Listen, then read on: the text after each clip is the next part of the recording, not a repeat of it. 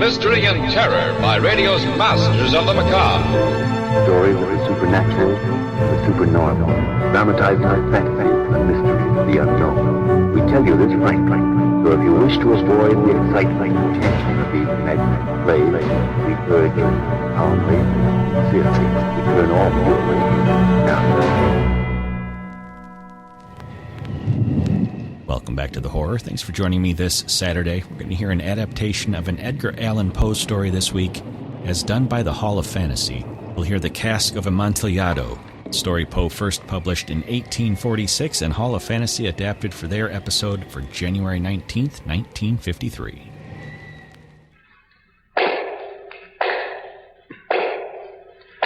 The Hall of Fantasy.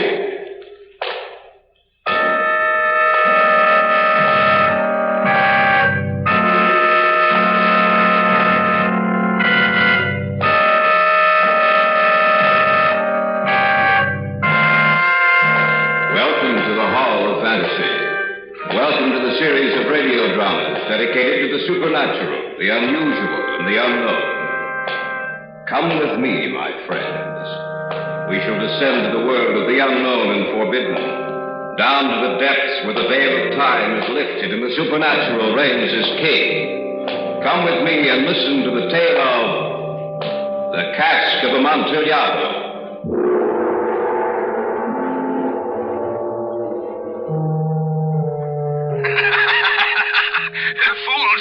Montracer, fools and cowards.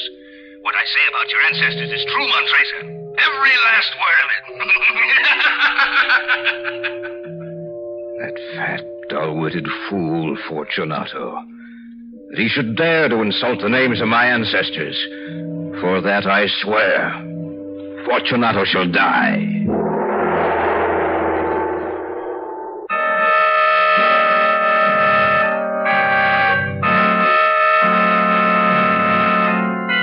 Now for our story, a radio adaptation of Edgar Allan Poe's tale of The Cask of Amontillado. As my story begins, it was carnival time in Venice, a time of feasting and merrymaking. Fortunato and I had been celebrating with all the rest. Perhaps we'd indulged our taste for wine too greatly that day, but that was when it began. The day was almost spent, and we were standing in front of my house watching the crowd. Ah, yes, my friend. The carnival has been a great success. True, Fortunato. Did you know that it was one of my ancestors who made the plans for the carnival over 4 generations ago? What? Oh, come now, Montracer. You're not serious. It's no joke, Fortunato. It's in the records of the family for any who wish to see. I cannot believe you. He was one of the foremost swordsmen of his age. In fact, all the male members of the family were renowned for their ability with a foil. Even you, Montracer? Yes, my friend, even Montracer. With those spindly legs, you a swordsman? Take care, Fortunato. What? You dare threaten me? How do you like it, Montracer? How do you like the point of my rapier at your throat? Fortunato, please. And you fancy yourself a great swordsman. It's so funny, Montracer, to look at you all white in the face, so frightened, so brave. I do not know about your ancestors, Montracer, but you certainly have made this carnival the funniest in a long time. A great swordsman. I bid you a brave farewell, Montracer. It was then that I began to hate Fortunato. He turned and disappeared into the crowd. Though he was gone, the echoes of his fat, laughing face remained in my brain. A great swordsman. I went into the house and thought to see no more of him that night. Little by little, the remaining hours of the carnival wasted away until finally I heard the great bell striking midnight, marking the end of the celebration. I sat in the library reading, but the printed words refused to be silent and rearranged themselves into a likeness of Fortunato's face. So brave, Montracer. So brave. My mind was playing tricks on me. That I knew. But of a sudden, a shadow fell across the pages. Montracer. Fortunato, how did you get in? Don't be alarmed, my good Montracer. One of your servants was so kind as to allow me entrance. What do you want? Oh, come now, Montracer. You wouldn't refuse a good friend the hospitality of your house, would you? I forgot. It's past midnight. The wine shops are closed. Yes, quite true, Montracer. So I came to you. May I offer you some wine? Well, I hoped you would. Yes, I imagine you did. Here, Fortunato. Many thanks, Montracer. There's nothing like fine wine. That's why I like you so much, Montracer. Why? Well, no matter what you are, your wine cellar is filled with the finest of wines. Thank you for your compliment, Fortunato. But there's one wine you do not have. That is? Amontillado. Someday I hope that you will procure some Amontillado. Amontillado is the rarest wine in all of Italy, Fortunato. But for your friend, Fortunato, you might perhaps get some? We shall see, my friend. Now you were about to leave? Yes, Montracer, I shall leave. But before I do, pour me another glass of wine. I drink to the great swordsman in your family. You needn't lie to me about your family, Montracer. I know them for what they are. And that was? Fools and cowards, Montracer, all of them. What you say of my ancestors should be well tempered with thought, Fortunato. Oh, it was, Montracer, it was. Fortunato, if you... No matter. You're drunk. You're not responsible for what you say. Drunk? I never drink enough to muddle my brain, Montracer. I mean what I say. Just the same. I'll excuse you this time. Why, excuse me. What I have said is the truth. I think perhaps you'd better leave. Yes, my friend, I shall leave. But before I do, however, may I ask if you're going to the party tomorrow night? Yes, I am. Why? Merely asking. Of course, Rosita will be there. Yes, I know. Lovely girl, Rosita. Yes, I know. I shall be going. Do. I shall accompany you to the door. No need, my friend. I'm steady enough to make it myself. I'll see you tomorrow night, Montracer. Yes, tomorrow night. Oh, and what I said about your ancestors still holds true, Montracer. Oh, and Montracer, don't forget the Amontillado.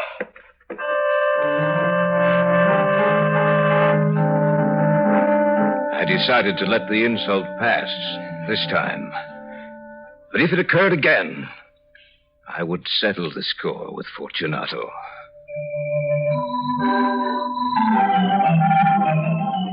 The next night, I was with Rosita at the bar. It's a lovely party, Montracer. Yes, Rosita, and with you here, it's all the lovelier. You flatter me. It is deserved. Rosita. Yes? I've been observing you closely of late, Rosita. Indeed. Yes. And do you find me pleasing? Well, you know I do. I was wondering... Oh, well, here you are, Montracer. Out in the balcony. I thought... You thought you'd lost me, huh? Well, listen, it'll take much more than you to outwit me, Montracer. I wondered where you were, Fortunato. Oh, indeed, Rosita? Well, of course, I do not doubt it. Montracer is such a terrible boor. Do not make excuses, my friend. The whole family were boors, and therefore you cannot help it. Can you, Rosita? It's true that I... Forgive me for bothering you, Rosita. I have come looking for you in the hope that I may have the next dance, Rosita. But I promised it. Don't let me worry you, Rosita. Dance with Fortunato. Are you sure you don't mind? Only too sure. Montracer doesn't mind. How could such a dolt as he mind anything? Shall we go, my dear? Goodbye, Montracer. Enjoy yourself. Never did I think he would go so far as to insult me before Rosita. To deliberately interfere between Rosita and myself. I knew then that Fortunato would pay for his insults, for I hated him more than anyone else on earth. It was then I swore that Fortunato would die.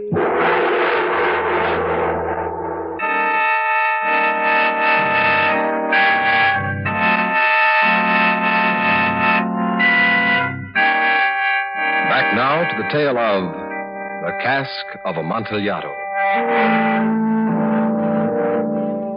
I determined then to even the score, to revenge the desecration of my name, of my family honor, and immediately into my brain flooded a host of ideas to destroy him. What were his weak points? How could I catch him at a disadvantage? If only I could lure him down into the catacombs beneath my house.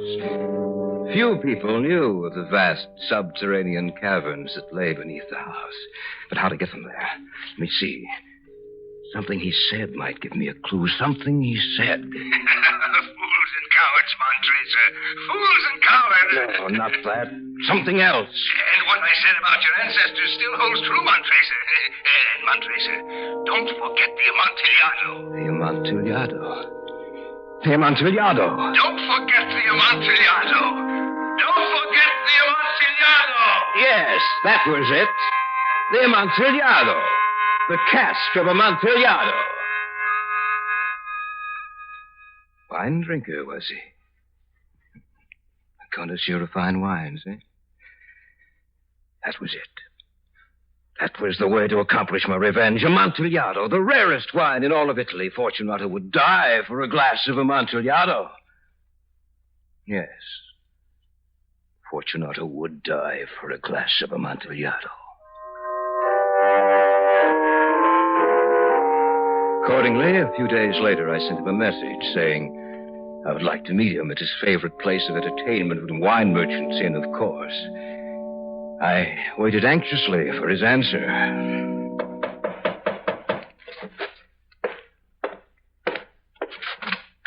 Yes? A message for you, Signor Montracer. From whom? Signor Fortunato bade me give it to you. Thank you. Good. Thank you for your tidings, lad. Here's something for your trouble. Oh, thank you, Signor Montracer. Fortunato had agreed to meet me on the morrow. My nerves were tense and the time moved so slowly. I sat by the hourglass the entire night and part of the next day watching the grains of sand mark off the time. Finally, when I knew I could bear to wait no longer, the time arrived. Ah, Signor Montracer. Oh, good day, Ferroni. I was just leaving. Signor Fortunato was over by the window. Confidentially, Montracer, I'm glad you're here. But he's had too much to drink. He's a destructive man. Well, I shall take care of him, Ferroni. Thank you, Signor Montracer. While I'm gone, and if you want something, just call my wife. She's in the rear. Thank you, Ferroni. Good day, Signor Montracer. So you come in, Montracer. Come and join me. I'm quite glad you could meet me today, Fortunato. I hope I didn't inconvenience you by asking you to meet me here. Absolutely not, Montracer. If you had, I wouldn't be here. What are you drinking? Sherry. Will you have a glass? Yes, you can pour me a glass of sherry. Well, I assure you, my friend, it's the very best. There you are. Excuse me, Montracer. I have a cold. You should take better care of yourself, Fortunato. Yeah, it will pass. Well, then, tell me, what did you wish to see me about? Perhaps I better not mention it. Oh, come, Montracer. Don't tell me you wanted to see me for nothing. Well, I wanted your advice on something. Oh, what? You see, I have procured a cask of what is supposed to be Amontillado. Amontillado? Where, when, from whom? That I cannot tell you, but you see, I have my doubts about it. A cask of Amontillado? A whole cask? It sounds impossible. I agree with you, my friend. It does sound impossible. Perhaps I was foolish to pay the full Amontillado price without consulting you in the matter. But you were not to be found, and I was fearful of losing a bargain. Oh, I can't get over it. Amontillado. I have my doubts, for Amontillado. And I must satisfy them. Amontillado. I had contented to consult Lucchesi. If anyone should know, it should be he. He will tell you... Lucchesi is a fool. But he cannot tell Amontillado from common sherry. And yet some people say his taste is a match for your own. They lie. Well, that is a matter of opinion. Well, they lie, I tell you. Lucchesi is an imposter. I think I'd better be going. I'm going with you. My friend, no. I will not impose upon your good nature. You will not go to Lucchesi. Montracer, are you insulting me? Why, no, Fortunato. I merely thought... I care not for what you think. I will go with you. It is really your cold that I worry about, Fortunato. It is damp in the cellars. Very damp and very cold. It matters not to me. This cold is a mere nothing. But Amontillado... I must know if you've been swindled. Oh, and Montracer. Yes? Forget about Lucchesi. He knows nothing about fine wines. As you say, my friend. Shall we go?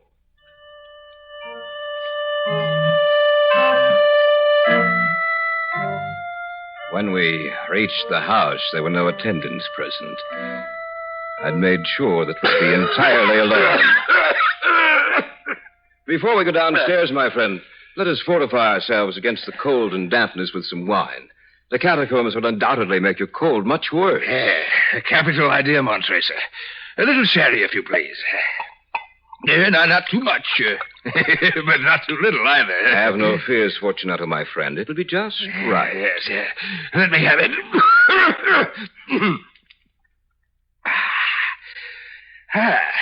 Makes me feel better. Much better. Have another glass, Fortunato. No. Please. Well, on second thought, Montreser, yes, I will have another glass. I thought so. Here you are, Fortunato. Many thanks, Montreser. Drink heartily. Who knows, you may not be alive tomorrow to enjoy it. Yes, Montreser, how right you are. What a sense of humor you have. But I intend to be alive tomorrow. But then, who can tell, huh? Yes, who can tell?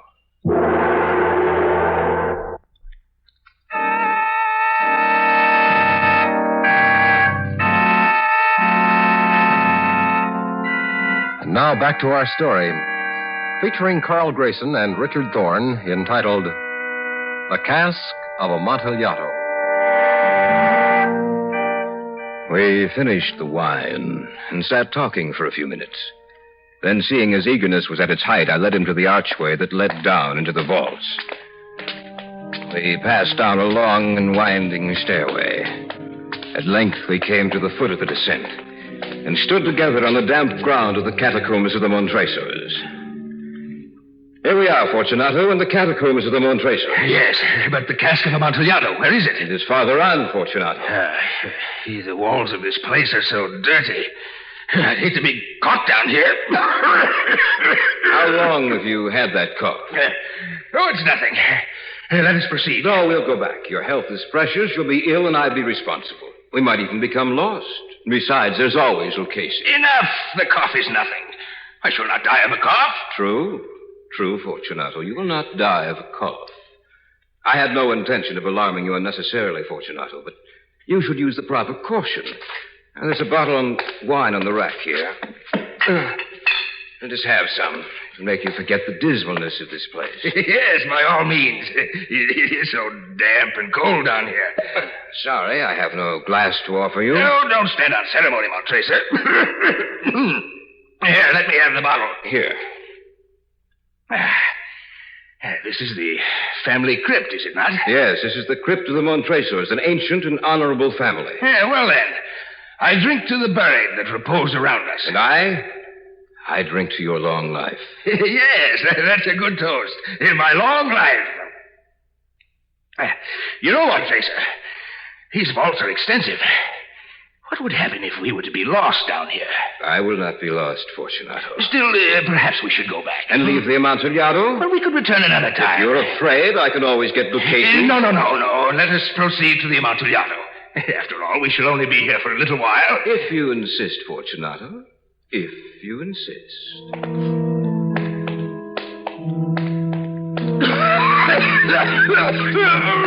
His coughing grew worse, but I said nothing. I could see that he was not quite so enthusiastic about finding the Amontillado. We passed through a range of low arches, descended, passed on, and descending again, arrived at a deep crypt. Hey, Montreser, where is the Amontillado? The Amontillado? Oh, yes, in the crypt, Fortunato. I can't... where? In that low crypt ahead of you. Why, it's just tall enough for a man of my size. Yes, isn't it? But, I do not see the Cask of Amontillado. Oh, but you will, Fortunato, you will. You wouldn't want to turn back now, would you? A man of your courage. I will not have it said that Fortunato is a coward. Now then, just where is the Amontillado, Montreser? Lift your torch a little higher, Fortunato. You'll see it. Where? Just inside this niche, Fortunato. Just inside. Why did you... Why did I hide it here? You forget Amontillado is the rarest wine in all of Italy, Fortunato. Yes, you're wise, Montrese. Now, Fortunato, herein lies the Amontillado. As for Ducati... He's a fool. Yes, Amontillado. A whole cask of Amontillado. Yes, go in. Get the Amontillado, Fortunato. Yes. The Amontillado. This rock is in the way. Put your hands up high and push, Fortunato. Yes. No, higher. That's it. That's just right. Montrese, what are you doing? Just chaining you, Fortunato. But Montrese, the Amontillado. Now, Fortunato, dance. Dance with Rosita. You should have seen the look of terror on his round face. He could barely move. The crypt was just the right size for him. Just the right size for him to die in. Then I began to work. I began walling up the entrance to the niche in which Fortunato was chained. Montrese, what are you doing? Even a dolt can understand what I'm doing, Fortunato. Even a dolt such as Montrese. Please, Montrese, don't wall me up in here. I didn't mean the things I said. Please, I promise I shall leave Rosita alone. Yes, Fortunato, you will leave Rosita alone. Have mercy, Montrese. I'm sorry for what I said. It's too late, Fortunato. Too late to make excuses. I had barely finished with the first tier of masonry when I discovered that the effect of the wine had worn off Fortunato. He began shaking his chains in an effort to throw them off. I'll get loose, Montrese. I'll throw these chains off and I'll kill you. It'll do you no good to shake those chains. They're strong, Fortunato. I made sure of that. Montrese, look, I'll give you anything you want. Rosita, money 1,000 lira. Anything at all, anything. No, Fortunato, I find this payment enough.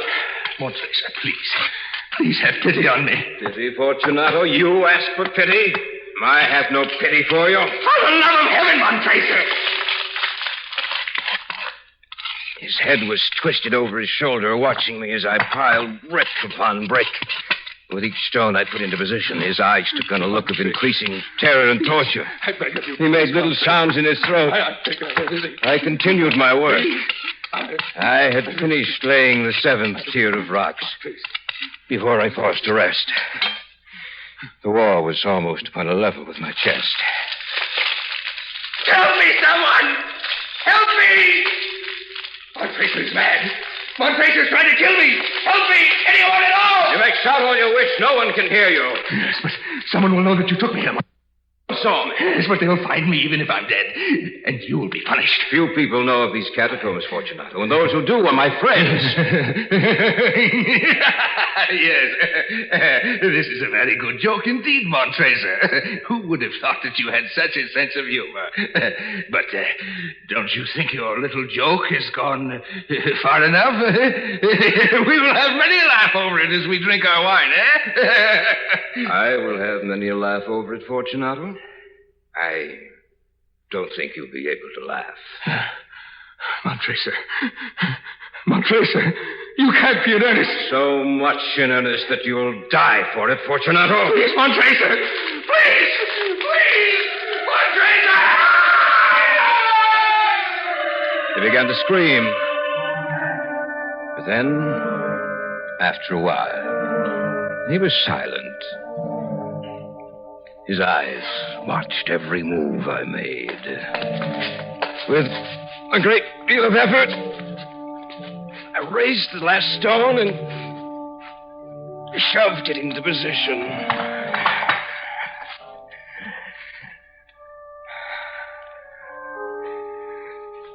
I waited for a few minutes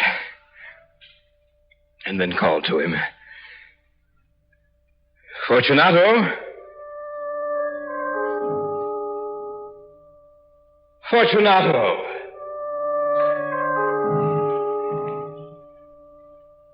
Dear me, where is Fortunato?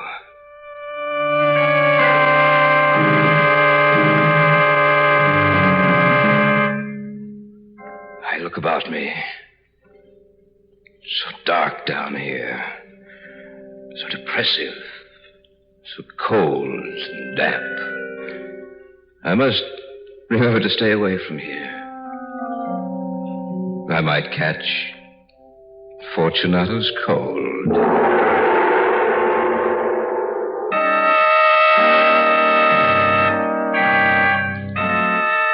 So runs the tale of the Cask of Amontillado. This week's story was based on the tale by Edgar Allan Poe. Featured in the program were Richard Thorne as Montracer, Carl Grayson as Fortunato, Janice Jeffries as Rosita, and Paul Condillis as Ferroni. Original music moods were created and performed by Harold Turner, sound by Wayne Dickinson and Lloyd Knight. Your announcer is George Bauer. These programs are directed by Leroy Alliger, written and produced by Richard Thorne.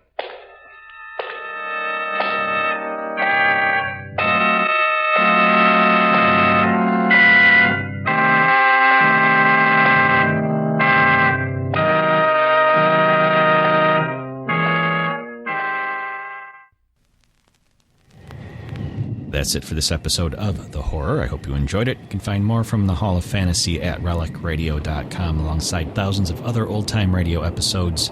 More from The Horror, all the other podcasts, our Shoutcast stream, everything Relic Radio can be found at the website. If you'd like to help support it all, you can donate through that website. We turn 15 years old next year thanks to your support. If you'd like to help out, visit donate.relicradio.com or click on the link on the website. And thank you, as always, to those who have helped out. Thanks for joining me today. I'll be back next Saturday with another episode of The Horror.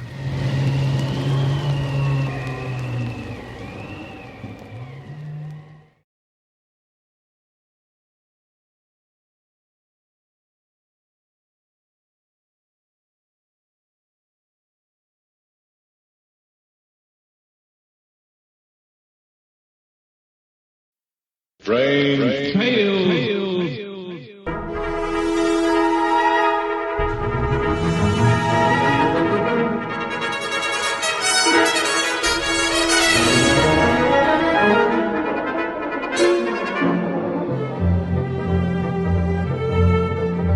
RelicRadio.com presents tales of the strange and bizarre, the weird and the wicked.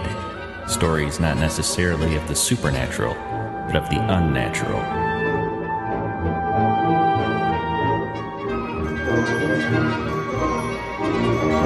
Join us now for Strange Tales, featuring radio drama at its most mysterious and unusual.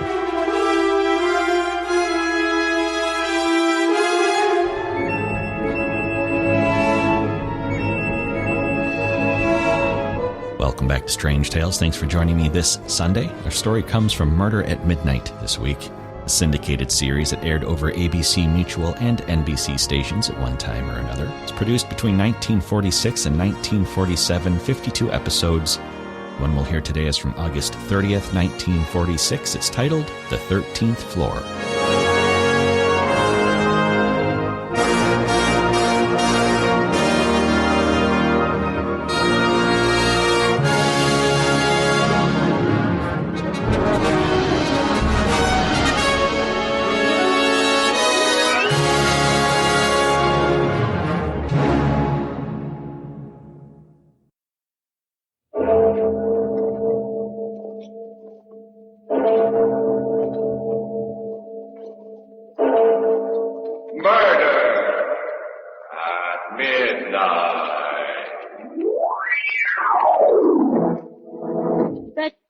That knife.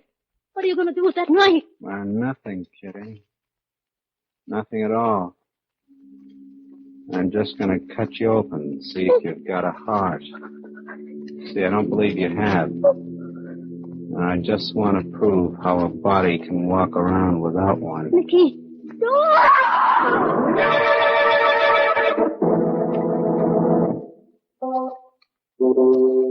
Midnight, the witching hour when the night is darkest, our fears the strongest, and our strength at its lowest ebb. Midnight, when the graves gape open and death strikes. How?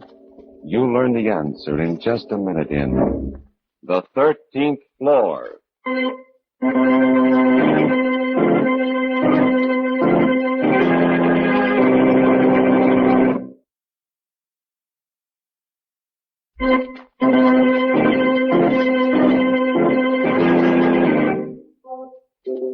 And now, Murder at Midnight. Tales of mystery and terror by radio's masters of the macabre. Our story by Winifred Wolfe is The 13th Floor.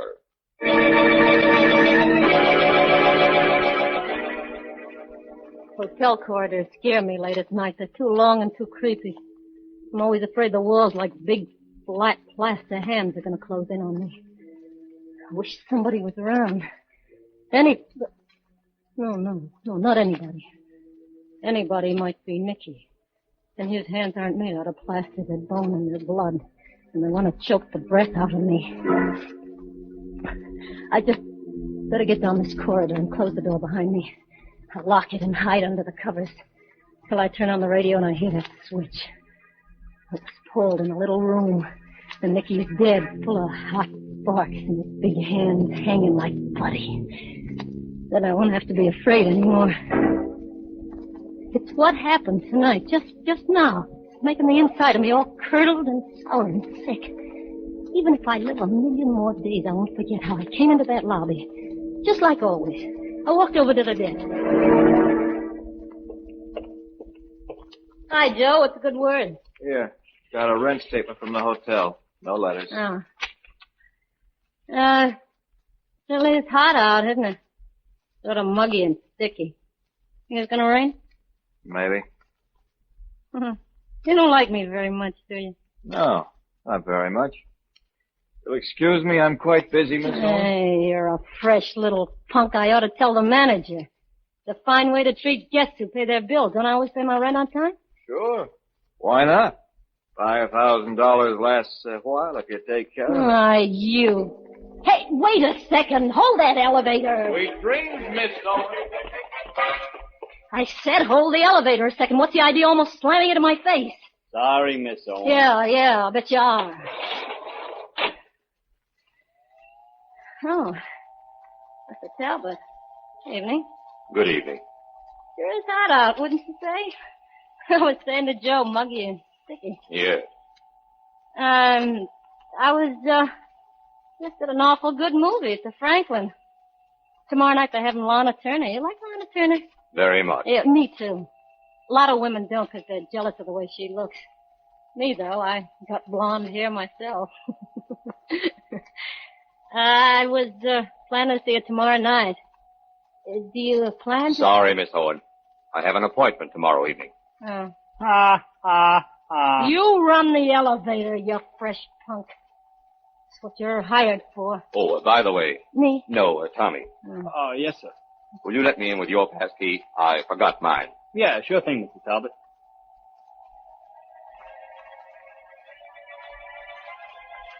Car stopped and I got out. I was glad to get out. Your floor. Yeah, thanks for nothing. That's when it began, right there. The light from the elevator looked like a lot of lemonade, only being poured the wrong way, up instead of down. Hey, I remember thinking that.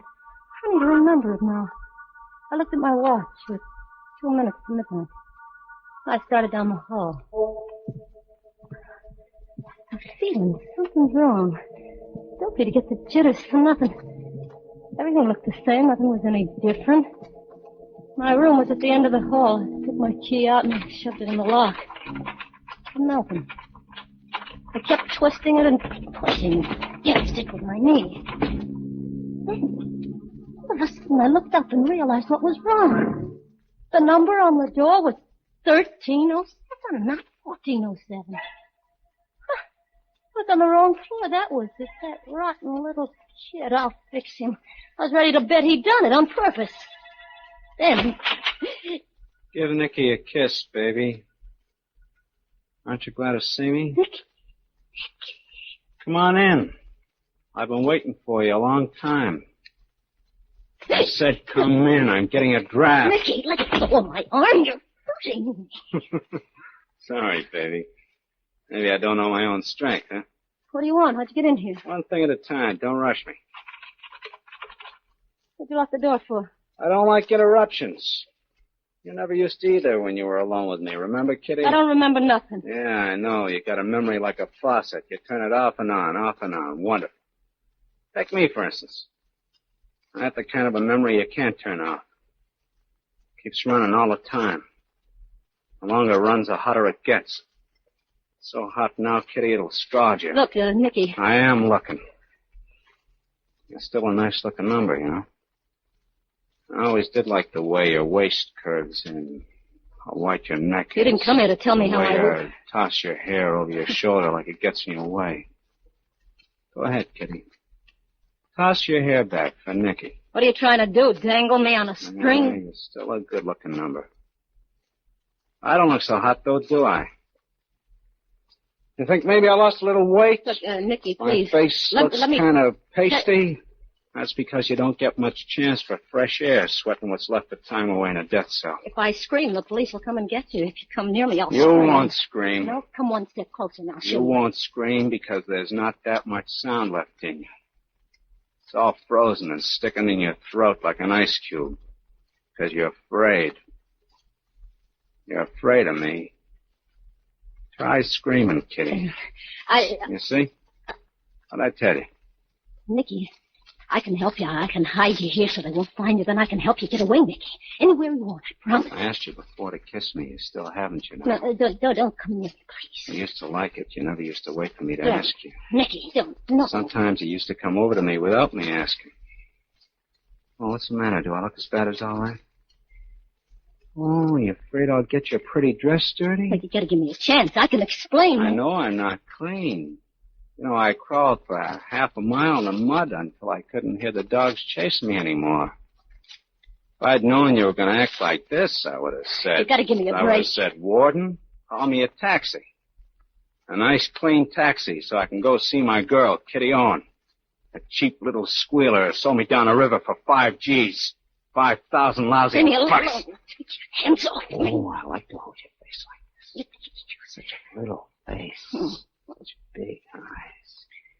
Big green eyes like a small tiger. Kitty, Kitty. Like a cat.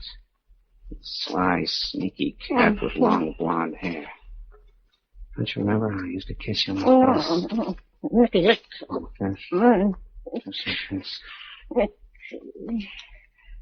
Okay. You act like you do remember. You remember, too, don't you? You remember how it used to be with us, Nicky? Feel my hair the way it used to. Go on, you like to do it. You said it was soft like silk. Feel my hair, Nicky. You're not mad at me, are you? I said I was sorry. I went crazy. I didn't know what I was doing. I'll help you now, Nicky. Come on, run your fingers through my hair. You lousy little tramp.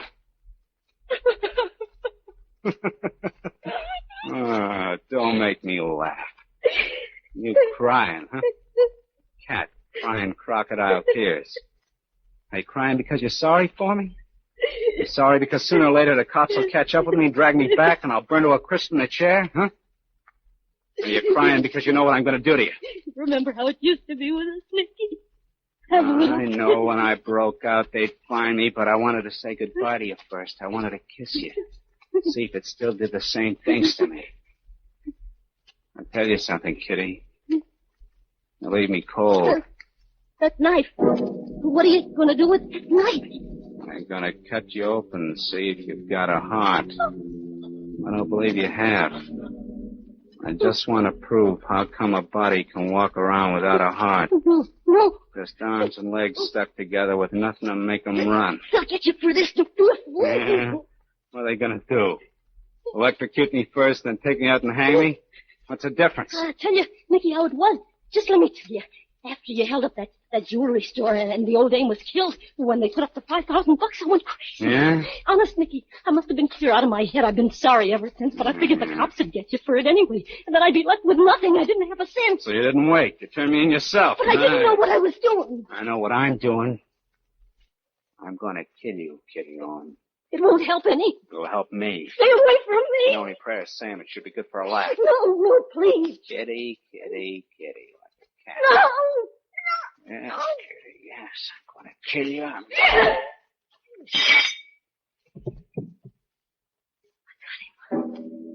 Following me slow like that, he didn't notice when I backed up to the table, picked up the vase. And after I hit him, he didn't know it then either. Just went down looking surprised. I knew he wouldn't be out long, so I bent over and took the key out of his pocket. He moved and made a funny little noise through his lips. Then I stopped breathing altogether. I was free. The hall was empty, no one around. I started to run down the narrow little corridor to the 13th floor. I pressed the elevator button, and I waited. Help, that was the only way I could get it. It seemed like hours instead of seconds. Finally, I heard it coming. I felt like I was standing on hot coals. My insides wouldn't stand still. The hand of the clock above the elevator climbed slowly from 5 to 6 and to 7. I was going crazy just standing there. And 7, 8, 9, 10, 11, 12. And my heart exploded. My legs were soft, sticky pieces of dough, hardly able to hold my body up. The elevator had stopped at 12, and then went on to 14. 14! Then I remembered it wasn't going to stop. It couldn't stop. Because in this building, there wasn't any 13th floor. A man from the death house, and the girl who betrayed him, playing cat and mouse on a floor that doesn't exist. The hand of the elevator indicator did not stop at 13, but the hand of the watch on Kitty's wrist have stopped at 12. All ready for murder at midnight.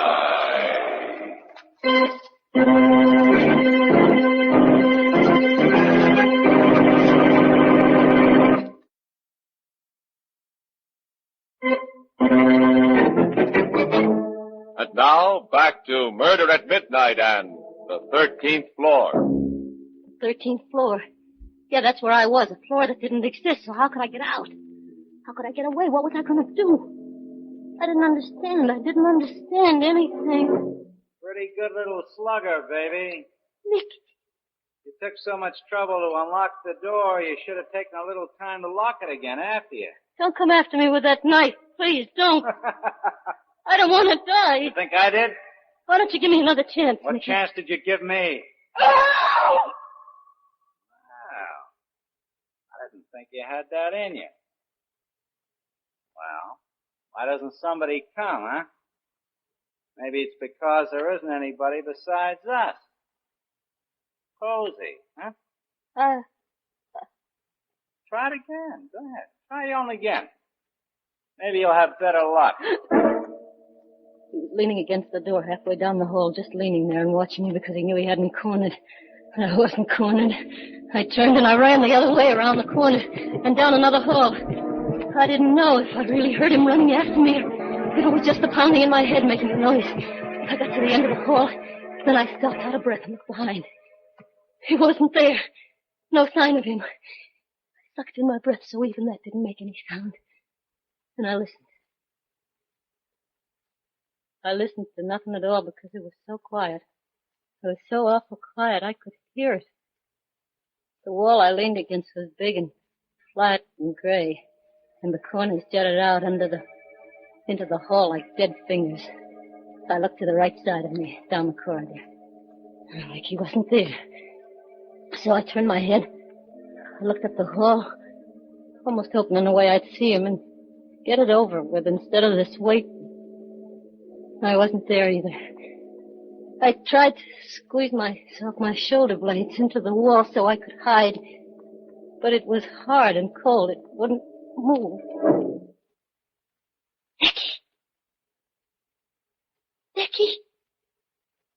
Nicky, where are you? For the love of heaven, say something so I'll know where you are. Don't just keep standing here. I can't take it. Nicky, I'm sick. My stomach's sick. So am I. Just Make some noise. Nicky, where are you?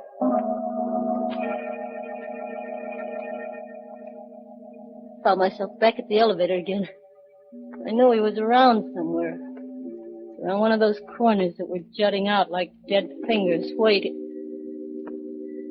The elevator was coming up again. The hand was up to 11. Had to stop. I pressed the button, threw all my weight against it. And it did. It did. The big door was sliding open, and I was safe. Going up or down, Kitty Owen? I'll take you wherever you want to go. Oh, not again. I can't stand. I'll take you for a ride. No, I won't go. But didn't you ring me? I heard you ring. Come on. Get in. Just the two of us. We'll go for a ride. Only just one of us will come back. I said get in. All the time he was talking, I was backing away. And then all of a sudden I saw at a door with a bright red sign that said stairway down. My last chance, I almost leaped to it. I opened the door and I flew down the stairs. It wasn't easy with high heels, but even so the sound of it looked like music. Sweet, hot music from a clarinet, because I knew they were taking me down. Faster. I fell a couple of times. I caught myself. I clinging to the bed. It was still there. So I kept running. Suddenly, there I was. I was out on the street again. Now I was really safe. There were always a lot of people on the streets. I didn't see any people, just a big policeman with a red face. Boy, he sure looked good to me. Hey, wait a minute. Now, take it easy, miss. Don't get excited. Hey, look, Nicky Carstairs, he's in that hotel. He's after me. Carstairs? Yeah. Sure, I know you're wanting the kids. It can't be. Look, he's out, I tell you. I saw him. He wants to kill me. But Nicky Carstairs is in the death cell. Don't you read the papers?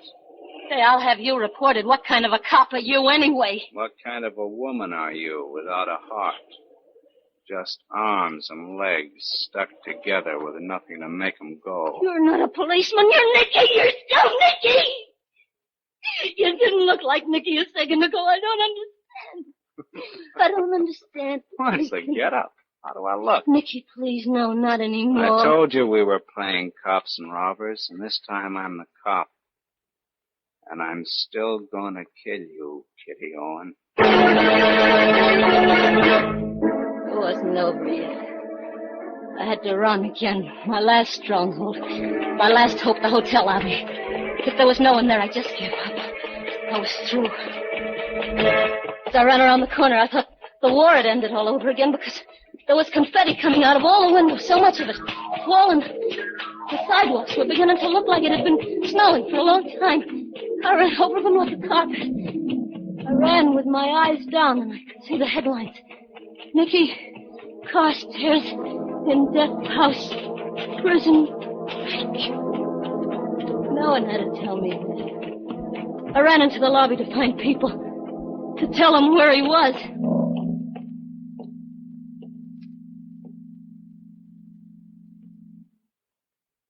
There was no one there either. Only Joe at the desk. Joe?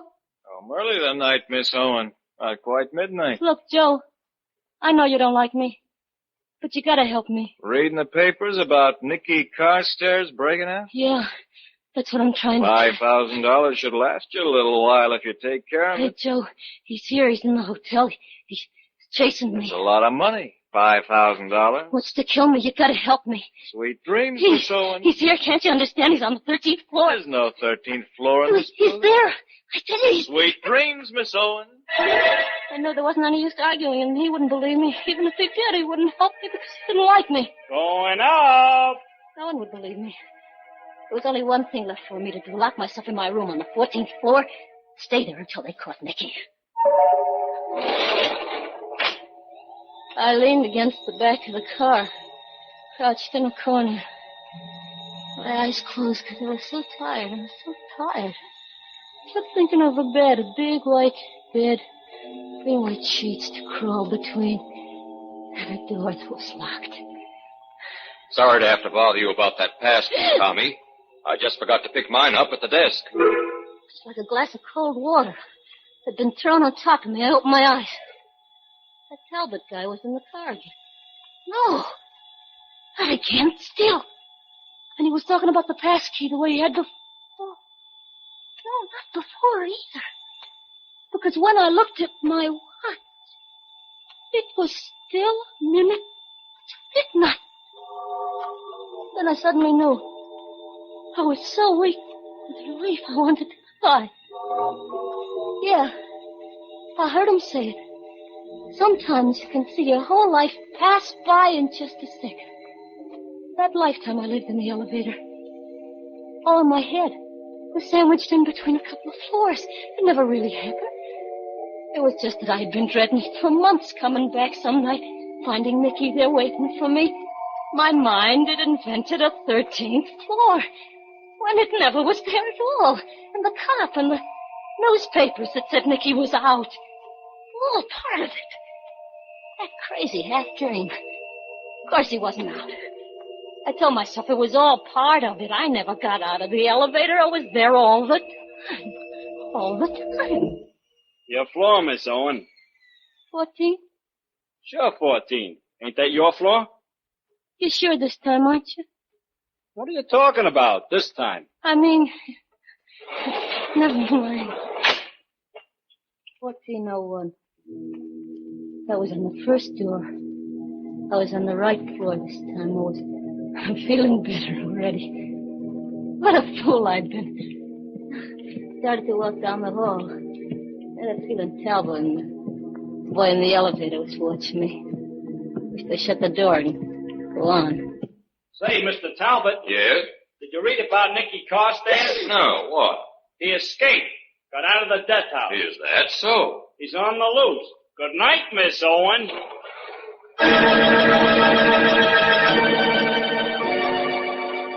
Yeah. Hotel corridors scare me. They're too long and too creepy. I'm always afraid the walls like big flat plaster hands are gonna close in. Now I know it was more than just dreading it for weeks. Made me imagine. Nicky was out and after me. Must have known it all along. Had a feeling I wasn't safe.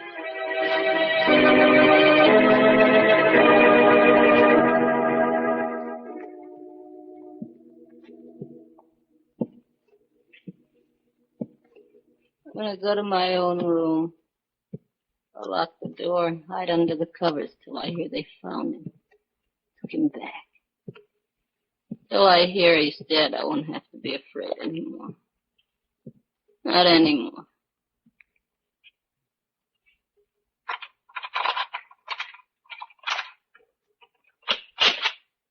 Give Nicky a kiss, baby. Aren't you glad to see me?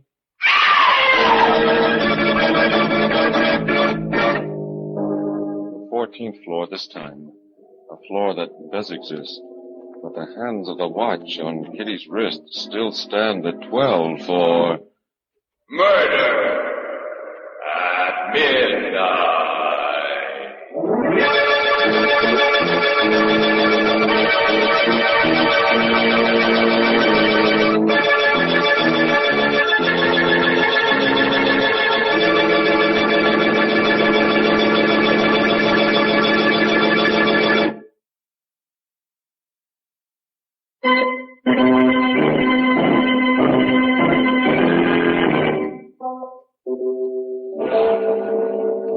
Remember to be with us again when the door marked Exit Only opens and the clocks strike 12 for...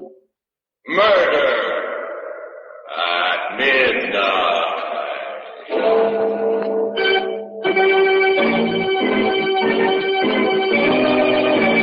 The part of Kitty was played by Ann Shepard, and Paul Mann was Nicky. With music by Charles Paul, Murder at Midnight was directed by Anton M. Leader.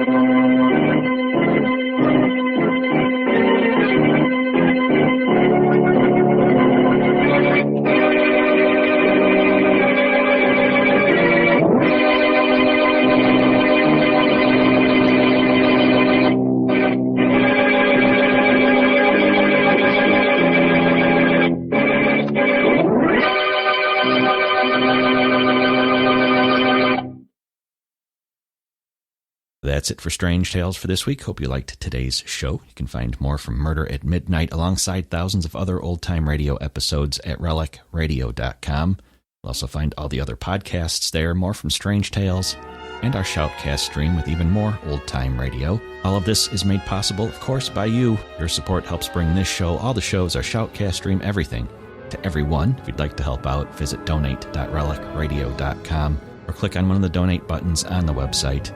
Thank you, as always, to those who have helped out. Thanks for joining me today. Be back next Sunday with another episode of Relic Radio's Strange Tales.